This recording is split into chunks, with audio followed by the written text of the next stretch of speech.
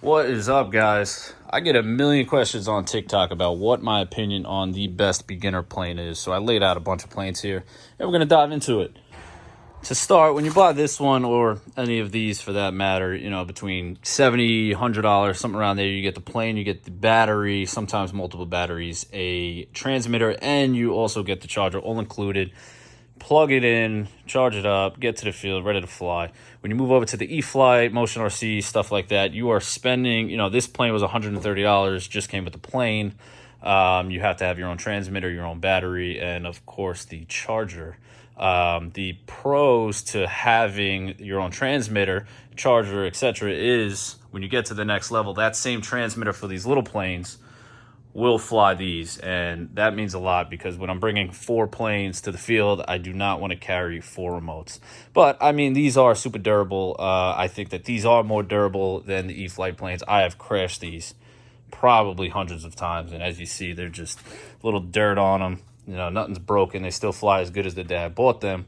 But I mean, that's to say. So, and as you progress, these little planes right here, they do not have flaps where, the E-Flite planes, a lot of them like this Timber has flaps. They also, the landing gears that come with these are terrible. So I fly with them off. But, as you get better, you want to practice your takeoffs, your landings. All of these things are going to be what actually gets you flying these big planes. So, I mean, in my opinion, they're both good. They have different purposes. Right now, I'm flying all of these little ready-to-fly ones just because of the durability. I could do things and crash and not worry about them breaking where, even though these are fixable, if I do crash, I will be gluing them. I forgot to mention, these planes have 3 modes, expert, middle, and beginner. I fly in middle and beginner. Expert's a little too sensitive, and if you want to do tricks, you just hit the aerobatic button right on the left-hand side. It gives you freedom to do what you want, and then it clicks back into beginner automatically, which I will show you guys. I'm going to fly one of these two because they fly identical, so I'm going to fly the Corsair, and then I will put the 2 jets in the air. So I got it in beginner mode. I'm going to throw it. I'm going to fly around slowly.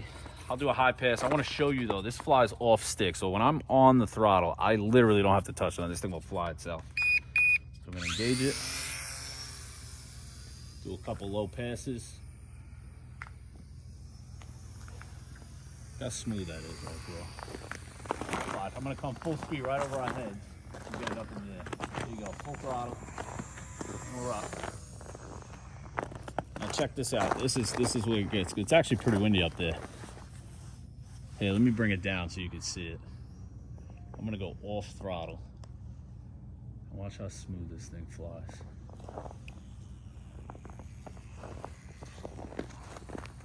Ready?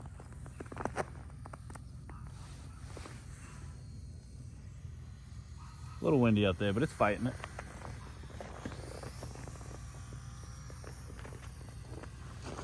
I actually love flying these things. Let's talk about durability. I'm going to crash this on purpose right now.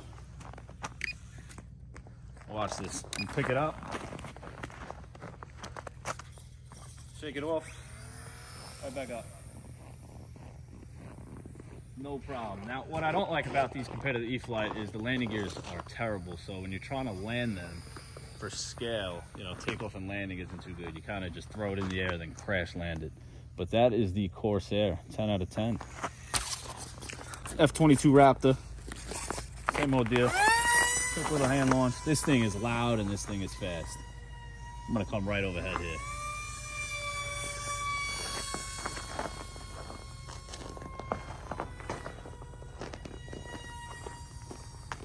Watch this, you ready? Watch when I come past. I'm gonna do no controls.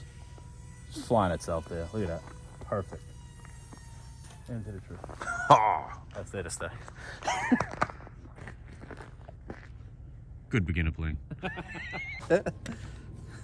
Trees are your enemy. It's all right. I tell you what, I donate that one to the green thumb. It'll be down in the springtime. F-22's in the tree. We're gonna bang out the F-16. Maybe we'll save it. Maybe we'll get this one stuck.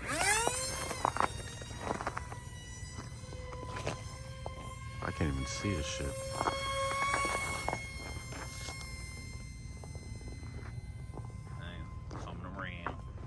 Coming around. These ones are a little more sensitive.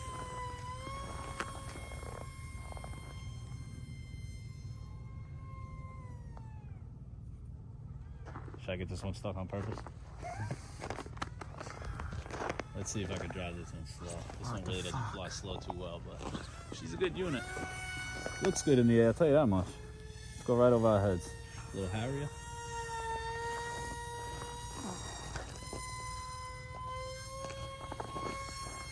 You see it?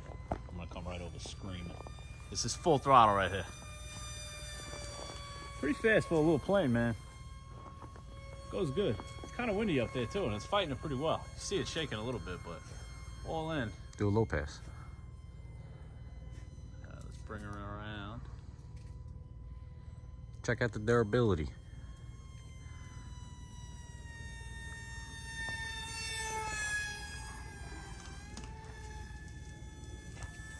Full throttle, fine knots. Oh shit!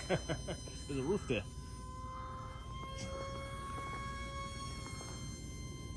So these ones, like this F-16, the F-22 flies a lot better. This F-16 is a little sensitive. Better off at a field. Like if you're a real beginner, you're not going to be flying this in a backyard like this.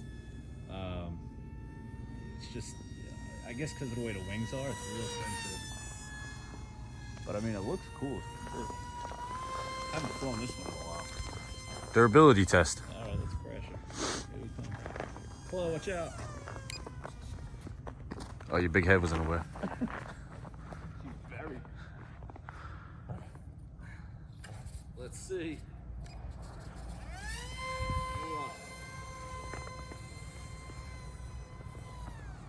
Not bad. Not bad. Let's give her a catch. I can't even see it.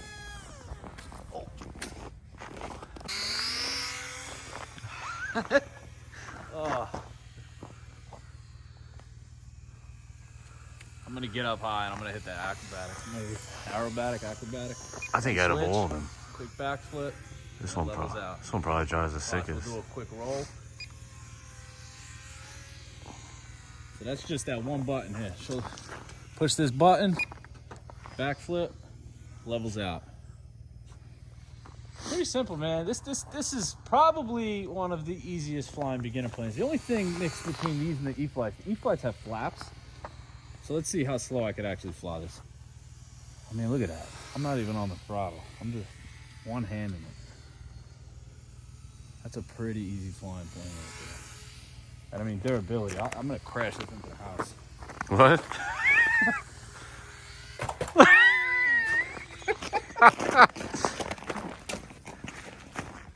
I think you just woke up the tenant.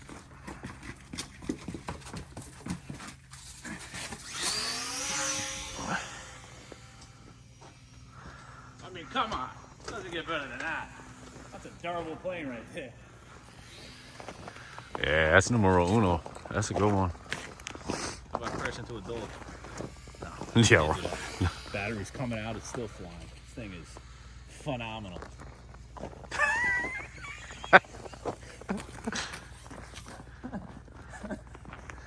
Yeah, Ray Charles could have caught better. So I got the turbo timber out. This is my remote. The thing I like about these, one, it has a good landing gear. Two, we have flaps, so it'll fly a little extra slow. We're gonna get it in the air. And let's see how slow I could fly this thing. That's pretty dope with Let's the see. snow. Let's see. Hang on. I mean, those flaps slow down big time. That's pretty slow right there.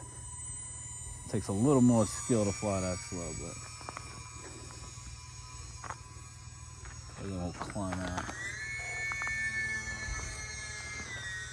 Bring it up for a quick land.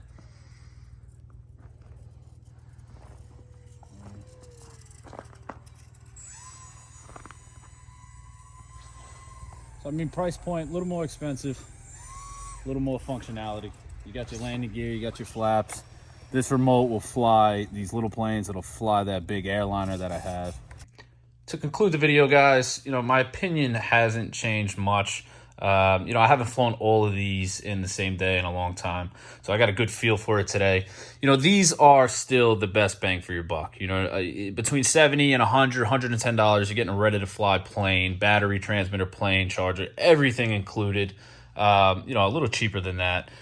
Only thing that I really like better with the E-Flite planes, all the flaps, landing gears, it's more scale. You're flying more scale because you could take off, you could land.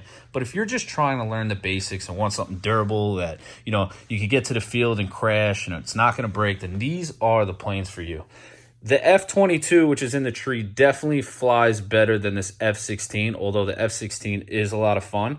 But anyhow, I am going to put all the links in my description. So thanks, guys, for watching, and feel free to subscribe.